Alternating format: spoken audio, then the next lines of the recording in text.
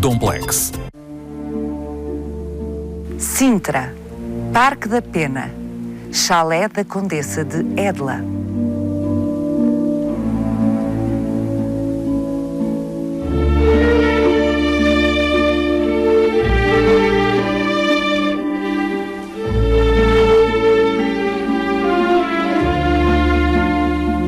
Este chalé é um dos refúgios românticos do século XIX mais exemplares em toda a Europa.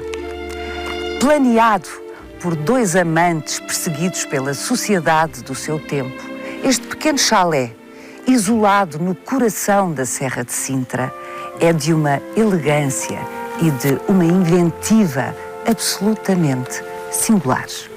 Em 1860, Elise Hensler, uma cantora lírica americana, feita mais tarde Condessa de Edla, conquistou o coração de Dom Fernando, viúvo de Dona Maria II.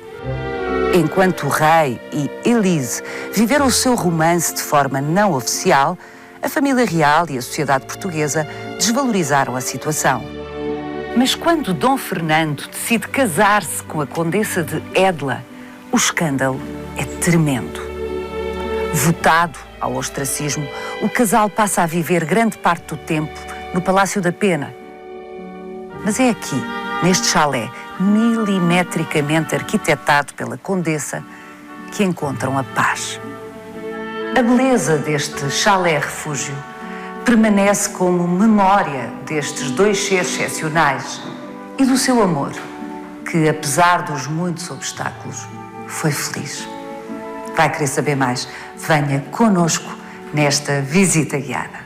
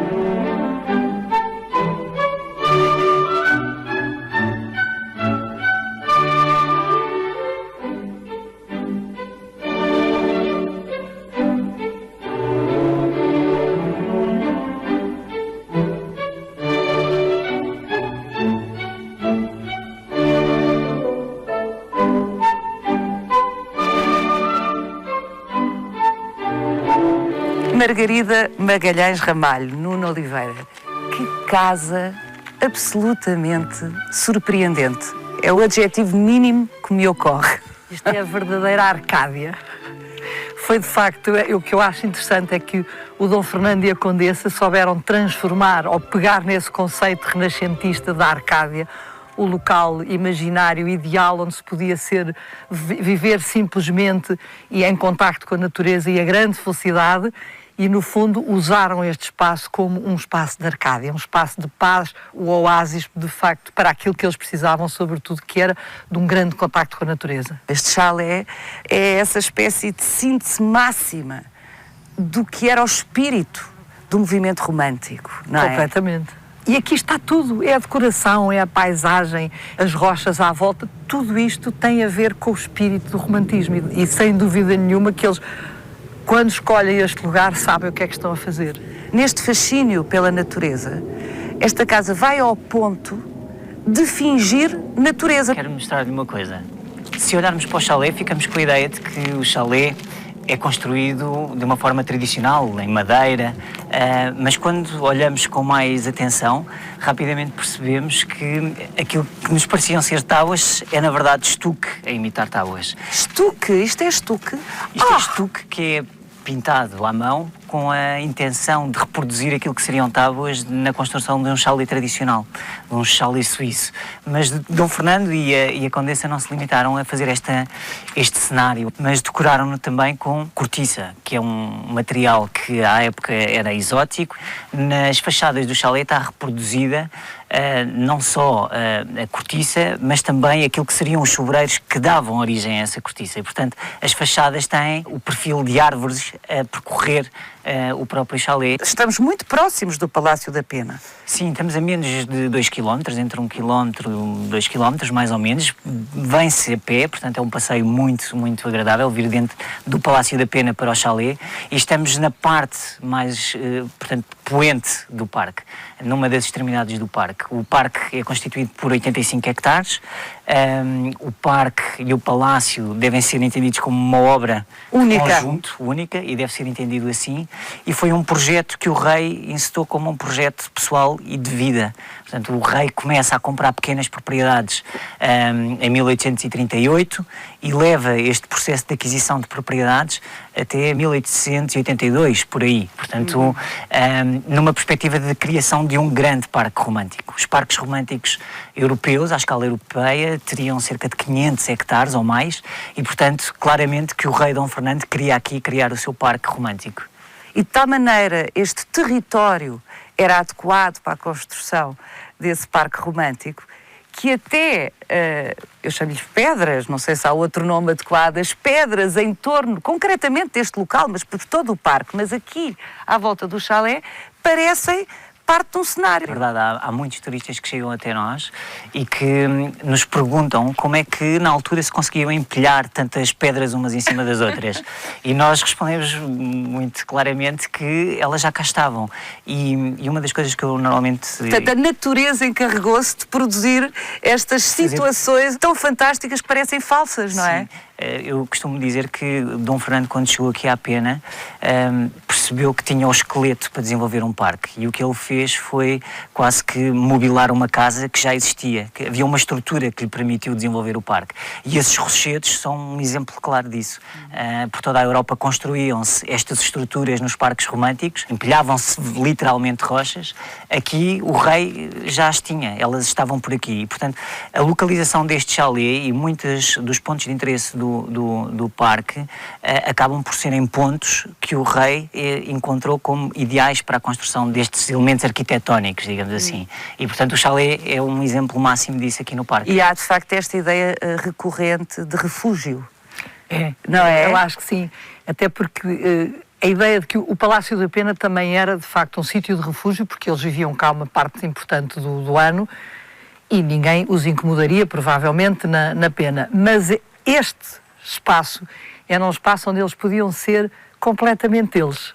Onde se calhar a Condessa poderia ir para a cozinha cozinhar os seus biscoitos e eles poderiam estar sossegados e receber apenas e só quem eles mesmo quisessem, provavelmente até ninguém, ficariam aqui calma e tranquilamente. E há outro dado relativamente ainda ao parque que é muito curioso. A Condessa, apesar de ter nascido na Suíça, depois naturalizou-se americana, porque no fundo cresceu nos Estados Unidos da América, só saiu dos Estados Unidos da América com 20 anos.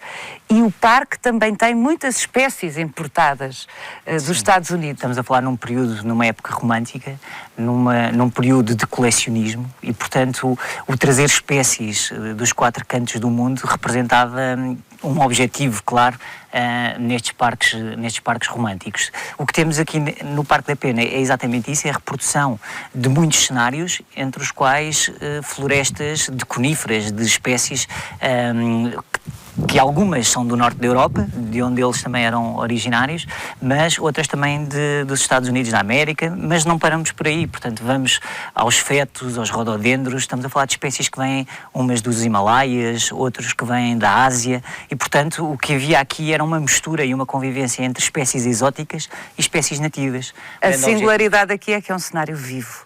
Respira. Essa é uma das questões muito interessantes do ponto de vista da evolução do parque, é que é o lado negro da arte de fazer jardins, que é quem o idealizou, neste caso o Dom Fernando e a Condessa, não puderam desfrutar do seu estado de amadurecimento. Ou seja, hoje eu diria que o parque está no seu esplendor, do ponto de vista de desenvolvimento. Portanto, aquelas pequenas árvores que foram plantadas, os arbustos que foram plantados, tiveram o seu estado de maturação e de evolução.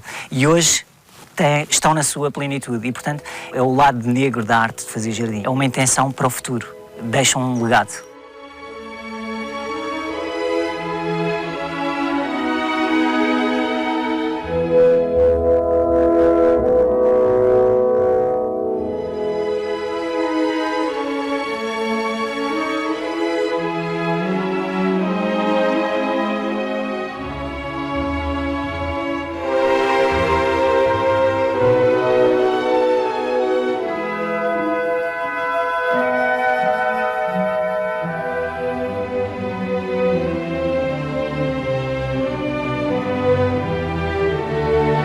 Paula, venha ver esta coisa magnífica que era o quarto vestir da Condessa, com esta recriação das rendas, que há gente que chega aqui e queria pôr a mão e dizer, mas isto não é uma renda? Não, não é. Tem um romantismo no seu esplendor, também no horror ao vazio, não é? Ai, sim, a decoração... O horror ao vazio é mesmo...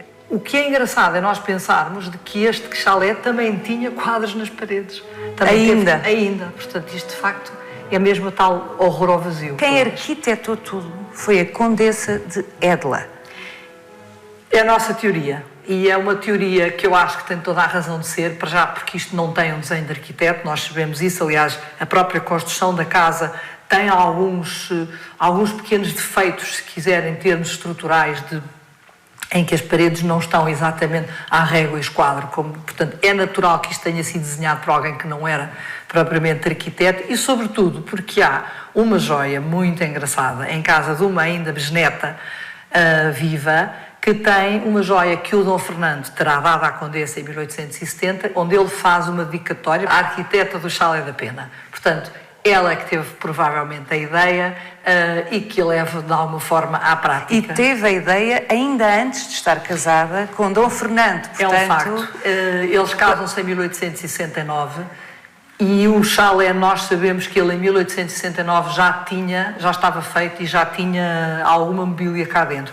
É possível, e estamos sempre, porque a documentação não é muitas vezes explicativa de tudo, mas é possível que o chalé tenha sido concebido no momento em que eles já sabem que se vão casar. E, portanto, isto de alguma maneira era qualquer coisa que os dois resolvem fazer também para esse período novo que se ia abrir na vida deles. E também uma espécie de celebração, porque realmente isto é tudo tão jubilatório que faz... Completamente. E tinha também um efeito prático, porque o chalé, ao ser construído na parte poente do Parque da Pena, nós sabemos que o rei e a condessa ficaram cá durante algumas temporadas para dirigirem as campanhas de florestação desta parte do parque. Portanto, de alguma forma, isto também tinha esse lado prático de que eles gozavam de ir e vir à Pena, ficavam aqui e devia ser um mimo. Poder ficar aqui assim. Não, isto é tão inspirador. Ir a uma destas janelas, para lá desta decoração de uma inventiva incrível, ir a cada uma destas janelas é absolutamente inspirador.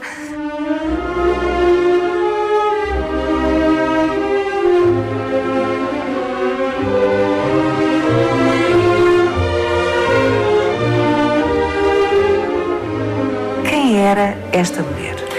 Elise Enzler começa por ser uma suíça, se quiserem. Ela é filha de um barão alemão que foge por razões políticas, aparentemente, da Alemanha e que se instala em La Chaux-de-Fonds, na Suíça. Ela nasce em 1836. Uma parte engraçada é que 1836 é o ano em que o Dom Fernando chega a Lisboa para casar, ou já casado com a Rainha Dona Maria II.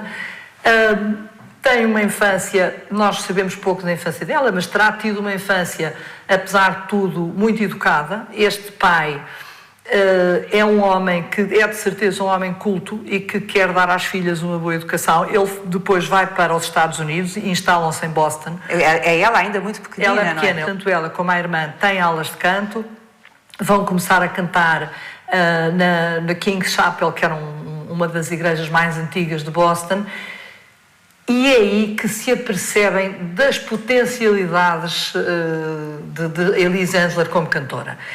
E não há dúvida que o pai vai apostar na carreira da filha e vem com ela para Paris em 53, portanto ela ainda não tem sequer 17 anos, vem para Paris, onde vai estar no conservatório, ela vai ter um prémio do conservatório e no ano a seguir é contratada para La Scala de Milão. Portanto, ela cantava bem. Com certeza. Portanto, isso ao La contrário Scala daquilo, era a referência ela absoluta. é contratada como prima-dona. E portanto, grandes críticas teve, não é? e teve muito boas críticas. Portanto, ela é contratada, eles querem fazer um contrato de 3 anos, o pai não aceita, pede um contrato mais Sempre pequeno. acompanhada, porque isso é um dado Sempre. importante. Quando se pensa em cantora, ainda que lírica, em meados do século XIX, para não irmos mais para trás, impendia sempre sobre estas figuras uma suspeição ao nível dos costumes, não é? Claro. Mas no caso da Elise, ela é permanentemente acompanhada pela família. Ela vai fazer uma carreira relativamente interessante em Milão.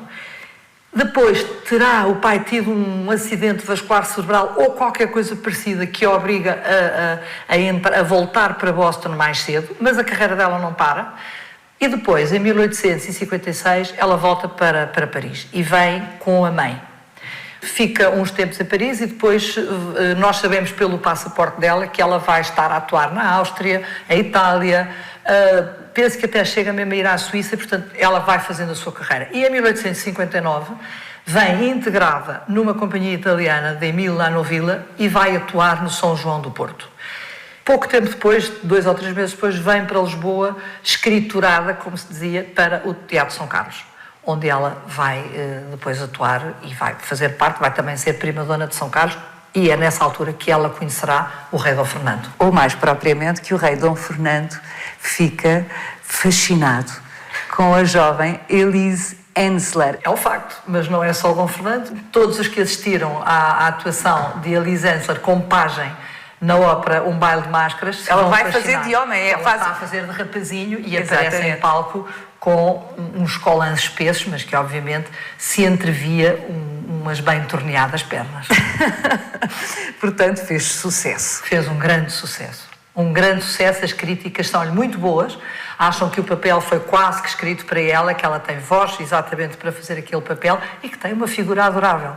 É óbvio que o Dom Fernando, que tinha acabado de perder praticamente uma parte importante da sua família, as filhas porque tinham se casado e ido viver para o norte da Europa e porque tinham morrido 3 filhos próximos, o rei Dom Pedro V e os infantes Dom Fernando e Dom João, o Dom Luís, entretanto, que sobe a rei e que vai para a ajuda, e o pobre do Dom Fernando, que vivia rodeado de família, que era um homem de família, fica reduzido só ao infante Dom Augusto. Portanto, a entrada de Elise na vida deste homem foi muito importante. Ele era viúvo já há 7 anos. Ele já era viúvo há 7 anos.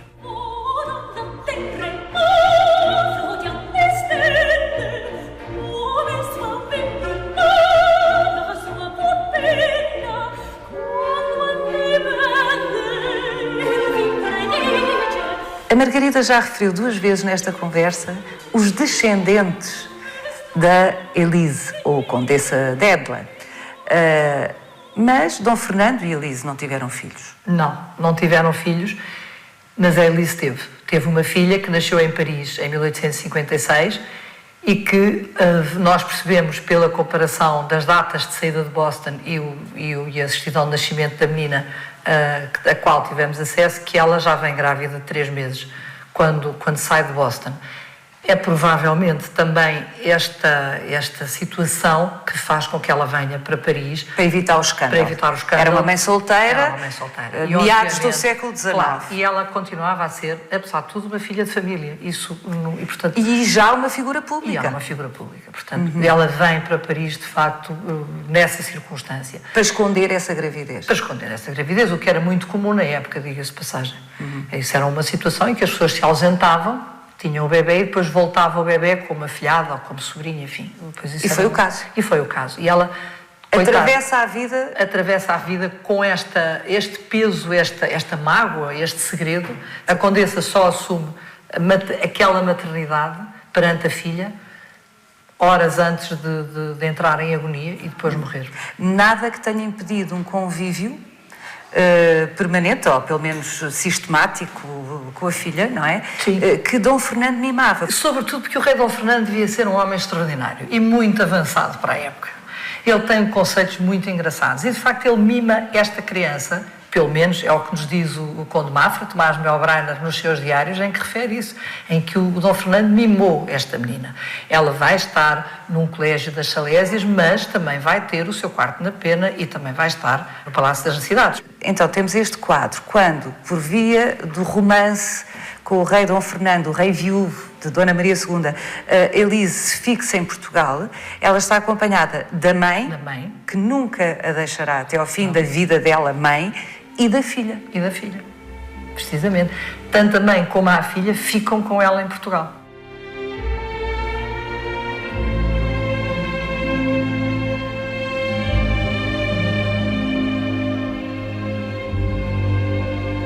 Margarida, o quarto do casal. Há que dizer que eles foram um casal, maritalmente falando, ainda antes de casarem. Sim, claro.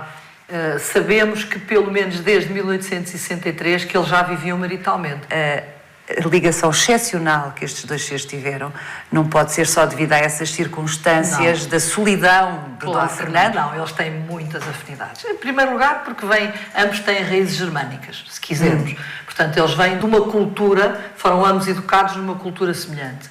Ambos são amantes profundos da natureza.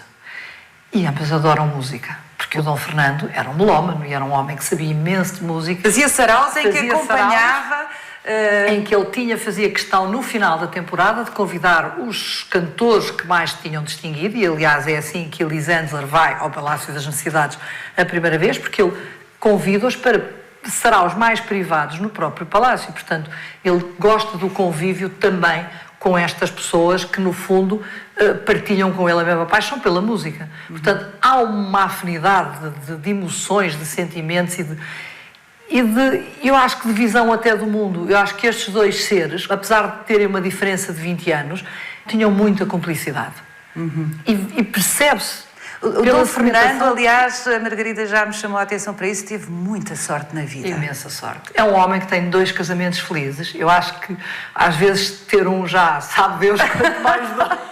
Não, 2 grandes amores. 2 grandes amores. Ele casou... Ele foi muito feliz com a Dona Maria II também. Teve um desgosto enorme quando ela morreu, não é? E de facto voltou a ter outro grande amor é verdade, com a Elise. Tem outro grande amor com a Elise, que o acompanha, que o honra de alguma maneira e que vai sempre até ao final da sua vida tentar manter viva a herança do Dom Fernando, nomeadamente aqui no Parque da Pena. Margarida, a sociedade portuguesa vivia bem, e a família real relativamente bem, com o romance não oficial. Claro. Fazia parte destas duas pessoas. Fazia parte, era natural, um rei viúvo ainda jovem, que tivesse uma namorada, até a coabitação deles aqui na Pena também estava longe. Estava longe, as pessoas faziam vista grossa, problema nenhum. O problema vem depois. Veio quando Dom Fernando decide casar. Se atreve a casar. Se atreve a casar com uma ex-cantora, porque ela tinha deixado de cantar quando começou o romance com o Dom Fernando. Esse foi o problema. É o grande problema, aliás, e tem piada porque o Dom Fernando escreve ao primo, ao Ernesto de Saxe-Coburgo, e diz-lhe, apesar de tudo o que filosoficamente se diz a propósito do concubinato e das alegrias do concubinato, o matrimónio é sempre uma melhor solução. E eu tenho a sensação que o Dom Fernando também, e nisso, se a minha ideia for verdade, só lhe fica bem. Ele, de alguma maneira, tenta proteger a Elise com o casamento. Porque ele sabe que é 20 anos mais velho e que provavelmente morrerá antes dela e de alguma forma ela já não pode voltar a cantar e ficaria sempre numa situação muito desconfortável. Mal a notícia vem nos jornais, cai o Carmo e a Trindade, pura e simplesmente. Não é só a família real que reage mal, nomeadamente, e sobretudo a Rainha Maria Pia, que fica possessa com esta situação. De alguma maneira, isto era uma situação muito irregular para os cânones da época, mas toda a sociedade... Sim, um rei casar com uma cantora de ópera. Basicamente, assim é esta, não é? Nesta altura, o Walt Disney ainda não tinha feito as histórias das princesas, portanto, nós ainda precisávamos de passar muitos anos até chegarmos a uma Grace Kelly, por exemplo. Não era esta a situação que se vivia e, portanto, não há dúvida que o casamento foi um escândalo. E tanto é que a maior parte das famílias aristocráticas deixa de frequentar a corte das necessidades, ou o palácio das necessidades. Onde vivia Dom Fernando. Onde vivia o Dom Fernando. Portanto, as pessoas começam a não retribuir aos seus convites, a arranjarem desculpas tolas para não aparecerem e, portanto, ele inclusivamente vai ter de mudar o seu grupo de amigos. As filhas, enquanto o pai é vivo, mantêm cordialidade com a condessa, mas percebe-se pelas cartas que elas depois escrevem. Entre si, nomeadamente. Entre si, nomeadamente, e ao Dom Luís, que elas odiaram a situação e que achavam que aquilo era uma coisa terrível e uma lástima. Portanto, a família real não gostou e a sociedade também não. E quem é que passam a ser os amigos deste casal perseguido? Os amigos, basicamente, é o corpo diplomático estrangeiro. Há muitos estrangeiros que continuam a frequentar e que começam a frequentar ainda mais a pena e a corte das necessidades, os intelectuais, nomeadamente Ramalho Ortigão, há alguns membros da nobreza e depois há uma coisa muito engraçada. Um dos grandes amigos deste casal é o imperador Dom Pedro II do Brasil, que era irmão da rainha Dona Maria II. Cunhado de Dom Fernando. Poderia ser um daqueles que se sentiria ofendido. Exatamente. A vantagem é que o Dom Pedro II já tinha nascido no Brasil, já tinha outras ideias. Ele vai ser amigo da Condessa Derla até também ao fim.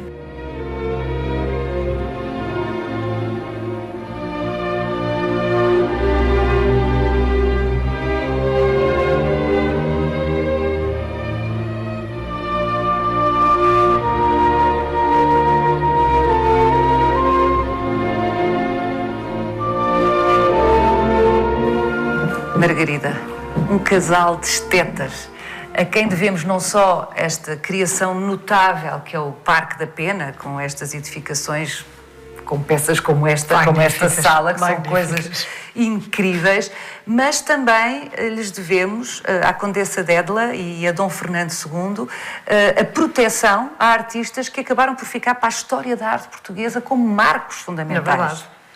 É verdade, a Condessa Dédla será a grande patrocinadora, se quiser, de Viana da Mota, que é apresentado ao casal Dom Fernando e Condessa com 6 anos de idade e eles ficam como um prodígio musical, que era. E ela, de facto, assume a educação no estrangeiro de Viana da Mota. E, nomeadamente, o seu estágio longo com Liszt. Exatamente. Que é a pedido do Dom Fernando, que também intercede junto de Liszt para que o aceite como discípulo, e o Columbano, que de facto não tinha chumbado no concurso para Paris e é a Condessa que lhe vai pagar do seu bolso os estudos em Paris e, portanto, devemos também esses dois grandes artistas. Portanto, é em todas as frentes. Eles têm um sentido do belo que invade tudo na sua vida, não é? E já reparou nisto? Isto é inacreditável. Veja de perto. É porque tocar, o que não é muito também canónico, não se deve, mas eu aqui não resisto. Isto é um fundo de cortiça embutido com madeira, porque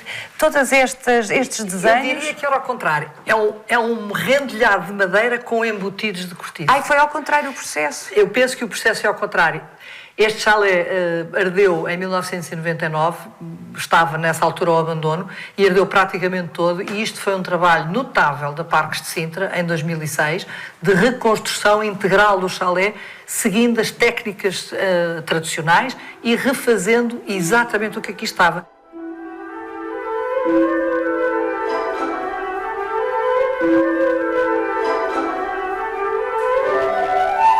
Bom, e entretanto foram sendo acrescentados objetos para gáudio dos visitantes aqui no chalé que pertenceram à Condessa. E aqui alguns mesmo ao chalé. Nós temos tido até bastantes doações por parte da família dos descendentes da Condessa Dédla, outras são aquisições à família ou em leilões e já começamos a ter um acervo bastante interessante de peças relacionadas com a Condessa Dédla. Elas têm todas as armas, se reparar, elas têm as armas da Condessa ou do Dom Fernando e que são peças importantes.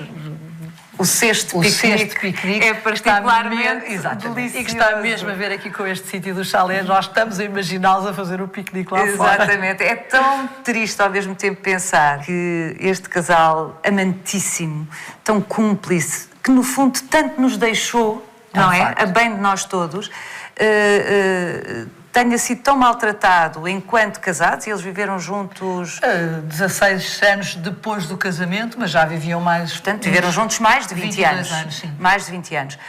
E que tudo piorou tanto depois de Dom Fernando morrer e com o testamento que ele deixou? O testamento foi uma bomba.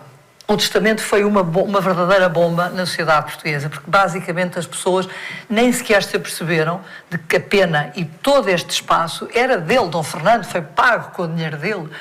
Não havia dinheiro do Estado, era dinheiro dele. Fazia parte da sua dotação e ele tinha gasto todo o seu dinheiro e o seu amor na construção disto. E deixou à sua mulher, que quer se queira, quer não, foi a senhora da pena sempre, porque a Dona Maria II nunca viveu na pena. Aliás, há uma expressão da Condessa de Edla que dá conta da ligação que ela tem à pena e que teve até ao fim da vida. Ao Parque da Pena, aqui em Sintra, ela dizia, antes doente na pena que saudável em Lisboa. Exatamente. Margarida, vamos até lá fora despedir-nos da Condessa de Edla e deste maravilhoso chalé e tomar conhecimento consigo do que foram as últimas décadas da vida dela, já como viúva de Dom Fernando. Dom Fernando, vamos.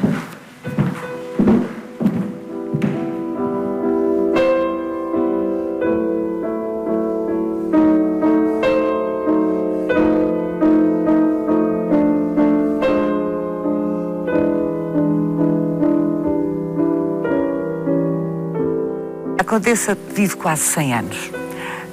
E sobrevive a Dom Fernando quase 50. É um facto e para mim o grande desgosto é saber que ela fez um diário que nós não sabemos o paradeiro, porque esta mulher de certeza que tinha coisas muito interessantes para contar.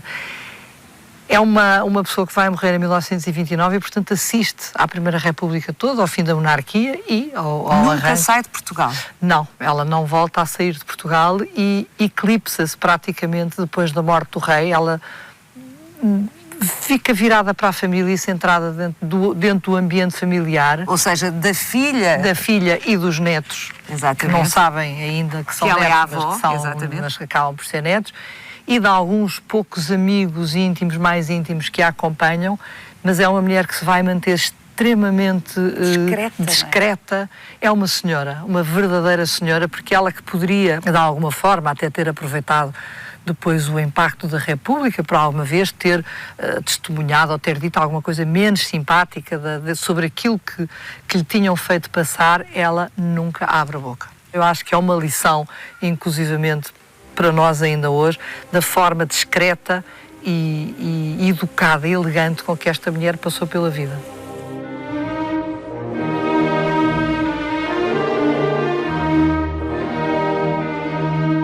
Siga-nos no nosso sítio e na nossa página de Facebook, onde encontra este e os outros episódios do Visita Guiada.